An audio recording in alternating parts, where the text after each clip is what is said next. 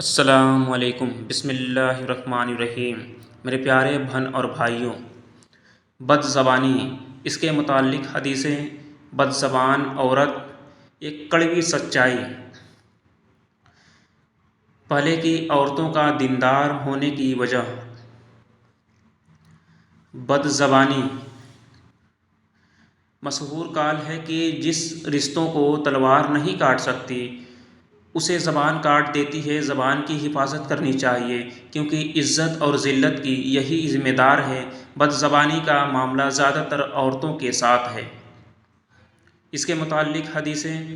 حضرت سہل بن سعد رضی اللہ عنہ سے روایت ہے کہ رسول اللہ صلی اللہ علیہ وسلم نے فرمایا، جو شخص اپنے دونوں جبڑوں اور ٹانگوں کے درمیان والے اعضاء کی ذمہ داری دے دے کہ وہ زبان اور شرمگاہ کو غلط استعمال نہیں کرے گا تو میں اس کے لیے جنت کی ذمہ داری لیتا ہوں۔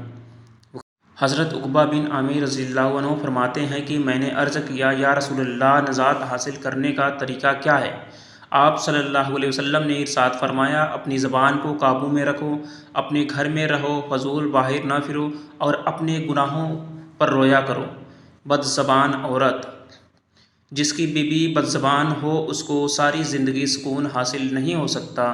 عورتوں کو کہا گیا ہے کہ وہ اپنی زبان کے اندر نرمی اور مٹھاس پیدا کریں اور اچھے انداز سے بات کریں۔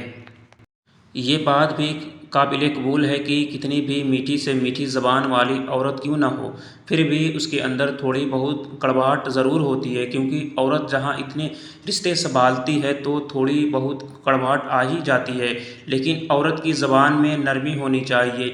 یہ بھی ایک سچائی ہے کہ عورت کی زبان وہ تلوار ہے جو کبھی جنگ آلود نہیں ہوتی، یعنی زبان کی دھار کبھی کم نہیں ہوتی۔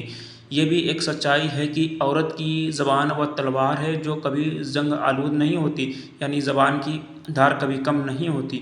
بعض عورتوں تو اتنی بد زبان ہوتی ہیں کہ اگر وہ عورتیں نہ ہوتی تو ناقابل برداشت ہوتی۔ کئی عورتیں اپنی بد زبانی اور بدگمانی کی وجہ سے گھر برباد کر لیتی ہیں۔ ایک کڑوی سچائی۔ شریعت نے کہا ہے کہ اپنے شوہر سے نرم انداز میں بات کریں اور کسی غیر مرد سے بات کرنے کی نوبت آ جائے تو سختی سے بات کریں، لیکن آج کل یہ الٹا فیشن ہو گیا ہے کہ جب عورت اپنے شوہر سے بات کرتی ہے تو سخت کڑواہٹ لہجے میں، اور غیر مرد سے کرنی ہو تو نہایت میٹھے لہجے میں، کہ جیسے ساری دنیا کی مٹھاس انہی میں سمائی ہو۔ کسی کا مشہور قول ہے کہ اگر عورت سارے دن میں ایک بار اپنے شوہر سے نرمی سے بات کرے، جس نرمی سے وہ پڑوسی مرد سے بات کرتی ہے تو اس کا گھر آباد رہے۔ اسی طرح مرد اگر پورے دن میں ایک بار بھی بیوی سے اس محبت سے نگاہ سے دیکھے جس نظر سے وہ پڑوسی عورت کو دیکھتا ہے تو ہمیشہ گھر آباد رہے۔ پہلے کی عورتوں کا دیندار ہونے کی وجہ۔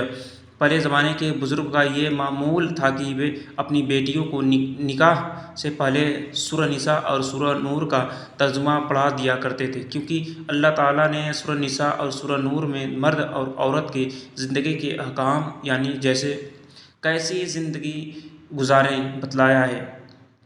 یہی وجہ ہے کہ اس زمانے میں عورتیں دیندار تھیں، زندگی کیسے گزارنی ہے معمول تھا، اس لیے ہمیں بھی چاہیے اپنی بیٹیوں کی شادی کرنے سے پہلے قرآن مجید کا یہ ترجمہ ضرور پڑھائیں، اور خاص طور پر نکاح سے پہلے سورہ نساء اور سورہ نور کی ترجمہ کے ساتھ تعلیم دلوائیں۔ ویڈیو اچھی لگے تو ویڈیو کو لائک ضرور کیجیے گا، چینل کو سبسکرائب کر لیں۔ اللہ حافظ۔